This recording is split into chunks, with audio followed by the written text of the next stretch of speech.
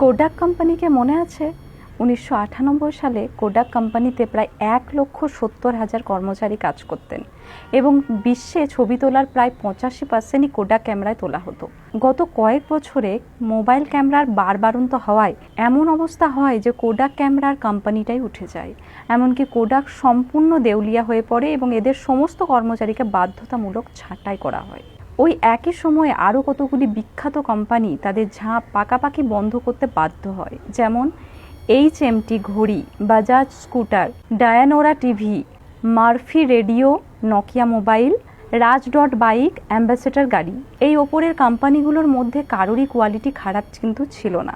তবু এই কোম্পানিগুলো উঠে গেল কেন? কারণ এরা সময়ের সাথে নিজেকে বদলাতে পারেনি। এখনকার সময় দাঁড়িয়ে আপনি হয়তো ভাবতেও পারছেন না যে সামনের 10 বছরে দুনিয়া কতটা পাল্টে যেতে পারে এবং আজকের 70 থেকে 90% চাকরি কিন্তু সামনের 10 বছরে সম্পূর্ণভাবে বিলুপ্ত হতে চলেছে। আমরা ধীরে ধীরে ঢুকে পড়ছি চতুর্থ শিল্প বিপ্লবের যুগে। আজকের বিখ্যাত কোম্পানিগুলোর দিকে তাকান। উবার কেবলমাত্র একটি সফটওয়্যারের নাম না, এদের নিজস্ব কোনো গাড়ি নেই, তবু আজ বিশ্বের বৃহত্তম ট্যাক্সি ভাড়ার কোম্পানি হলো উবার। AIRBNB হলো আজকে দুনিয়ার সব থেকে বড় হোটেল কোম্পানি, কিন্তু মজার ব্যাপার হলো পৃথিবীর একটি হোটেলও তাদের মালিকানায় নেই। একইভাবে পেটিএম, ওলা ক্যাব, ওয়ো রুমস ইত্যাদি অসংখ্য কোম্পানির উদাহরণ দেওয়া যেতে পারে। আজকে আমেরিকায় নতুন উকিলদের জন্য কোনো কাজ নেই, কারণ BM ওয়াটসন নামে একটি আইনি সফটওয়্যার যে কোনো নতুন উকিলের থেকে অনেক ভালো ওকালতি করতে পারে। এইভাবে পরের 10 বছরে প্রায় 90% আমেরিকানদের আর কোনো চাকরি থাকবে না, বেঁচে থাকবে খালি বাকি 10%। এই 10% হবে বিশেষ বিশেষজ্ঞ। নতুন ডাক্তারদেরও চাকরি যেতে বসেছে। ওয়াটসন নামের সফটওয়্যার মানুষের থেকেও 4 গুণ নিখুঁতভাবে ক্যান্সার ও অন্যান্য রোগ শনাক্ত করতে পারে। 2030 সালের মধ্যে কম্পিউটারের বুদ্ধি মানুষের বুদ্ধিকে ছাপিয়ে যাবে। সামনের 20 বছরে আজকের 90% গাড়ি আর রাস্তায় দেখা যাবে না। বেঁচে থাকা গাড়িগুলো হয় ইলেকট্রিকে চলবে অথবা হাইব্রিড গাড়ি হবে। রাস্তাগুলো ক্রমশ ফাঁকা হতে থাকবে, পেট্রোলের ব্যবহার কমবে এবং পেট্রোল উৎপাদনকারী আরব দেশগুলি ক্রমশ দেউলিয়া হয়ে আসবে। এখন গাড়ি লাগলে উবারের মতো কোনো সফটওয়্যারের কাছেই কিন্তু গাড়ি চাইতে হবে, আর গাড়ি চাইবার কিছুক্ষণের মধ্যে সম্পূর্ণ চালকবিহীন একটা গাড়ি আপনার দরজার সামনে এসে দাঁড়াবে।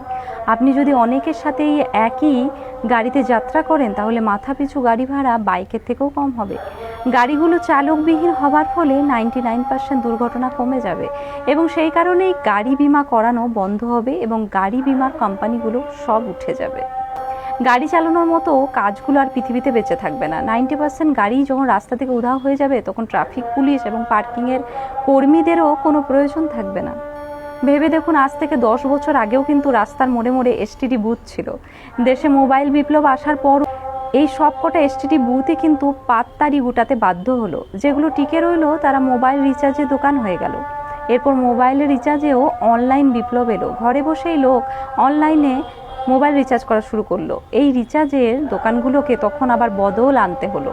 এরা এখন কেবল মোবাইল ফোন কেনাবেচা এবং সারাই দোকান হয়ে দাঁড়িয়েছে, তবে সেটাও বদলাবে খুব শিগগিরই। অ্যামাজন, ফ্লিপকার্ট থেকে সরাসরি মোবাইল ফোন বিক্রি বাড়ছে। টাকার সংজ্ঞাও পাল্টাচ্ছে। এক সময় নগদ টাকা আজকের যুগে প্লাস্টিক টাকায় পরিণত হয়েছে। ক্রেডিট কার্ড, ডেবিট কার্ডের যুগ ছিল কদিন আগেও, এখন সেটাও বদলে গিয়ে হয়ে যাচ্ছে মোবাইল ওয়ালেটের যুগ। পেটিএমের রমরমা বাজার, মোবাইলের এক টিপে টাকা এপার ওপার। যারা যুগের সাথে বদলাতে পারে না, যুগ তাদের পৃথিবী থেকে সরিয়ে দেয়। তাই ক্রমাগত যুগের সাথে বদলাতে থাকুন, সাফল্যকে ধরে রাখুন, সময়ের সাথে থাকুন।